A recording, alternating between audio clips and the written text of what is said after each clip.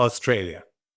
How often do you go into a major ODI tournament with a team that is defined by who's not in it rather than who actually is in it? And Australia, through a combination of events, fitness, personal issues, retirements, actually find themselves in a situation where they're looking around and saying, oops, he's not there, he's not there, he's not there, who's actually playing for us? So let's look at that aspect first because that defines this team. Cummins, Hazelwood, Stark. The best fast bowling trio in world cricket at the moment.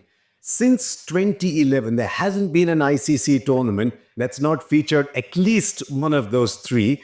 And the great quartet with Zampa added on has been an integral part of Australian white ball cricket since 2017. Every ICC tournament has featured these four. Now, all of a sudden, three of them are not there. And if you're the captain, you're looking and saying, right, I've got Stark with the new ball. No, I don't. I've got Cummins through the middle round. No, I actually don't. I don't have Hazelwood either. So that's a big, big minus for Australia.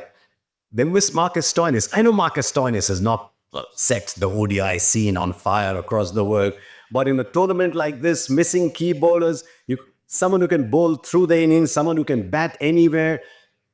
If you're chasing a target on a good deck and you suddenly need to score at 9, 10 and over, Stoinis, Maxwell, that core. So Stoinis would have been good for Australia in this side. They'll miss Mitch Marsh.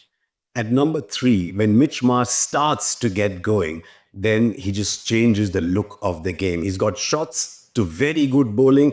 He's a phenomenal, clean, white ball hitter. But there's no point. There is no Mitch Marsh. And one name we are not talking about, certainly the cricket world isn't, because he's retired. And that is David Warner. That's a king-sized old. We're talking about one of the legends of white ball cricket here in David Warner. So no Warner either. That's 6 holes to fill for Australia. But you know what? There's one good thing about Australia.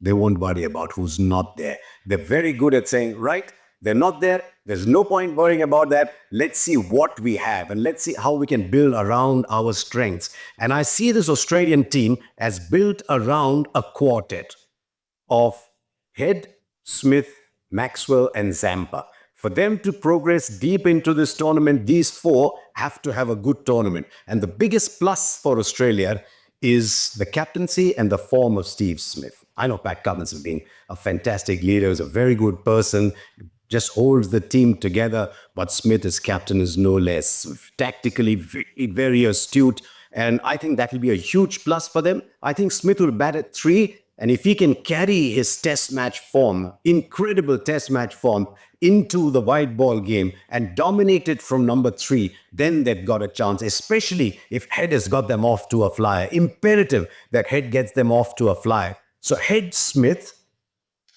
Maxwell cannot play the usual floater role that I talk about. I've always said team of 10 and then tell Maxwell, go and do what you want. I've said this so many times before. He cannot play that role. He's got to take a role of greater responsibility, maybe at 6, even if it's at 7, but take that responsibility of playing the key role and then add Adam Zampa, one of the great leg spinners of our times in white ball cricket at the back.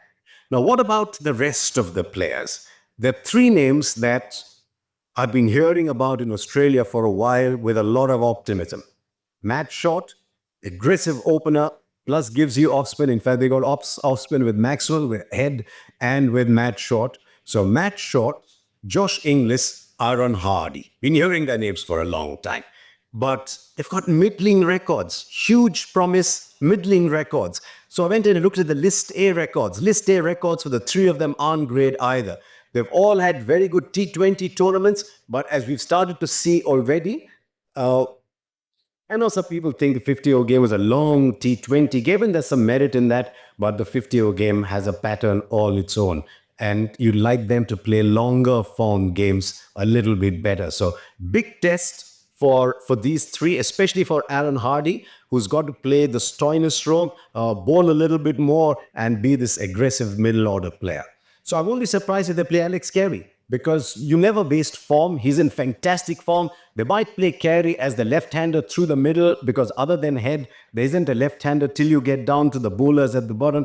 So they might play Carey in there. In fact, I see a tussle between Carey and Labuschagne for that one spot. You might think with so many omissions or so many absences that you might want to look at Labuschagne. He's an interesting player. For one, he's woefully out of form.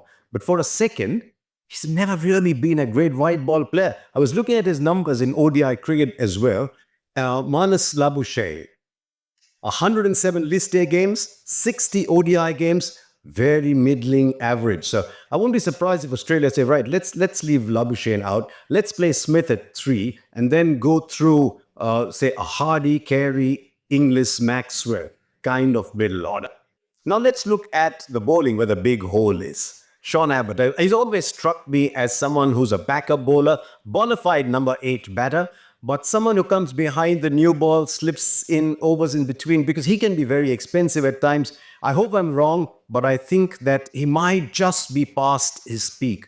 But Sean Abbott is going to play a key role. They've been talking about Spencer Johnson for a while. I think he'll get the nod ahead of Ben Dwashewis, who's been around for a while. Spencer Johnson, genuine. He's got pace. They want him to play the mid-star kind of role, but very short on experience. And that leaves Nathan Ellis, who was part of the original squad and will be greatly required to bowl at the death.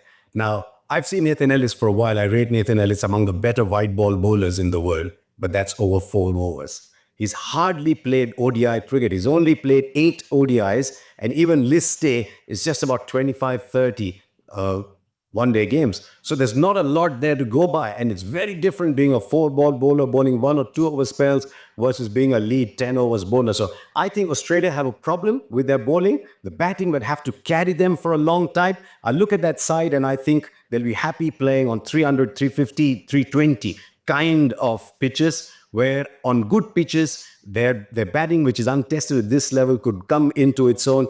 But if they get stuck on a little odd day, if they get stuck on a little turn, especially the team like Afghanistan in there, then they could be in trouble. I see a scrap in that half with Australia, England, South Africa, and Afghanistan. I think a scrap is where Australia are best at. And that's why I won't be surprised if, in spite of all that we've talked about, in spite of all that is not in the side, if Australia scrap their way through to a semi-final. So thank you for watching, and do subscribe to this channel.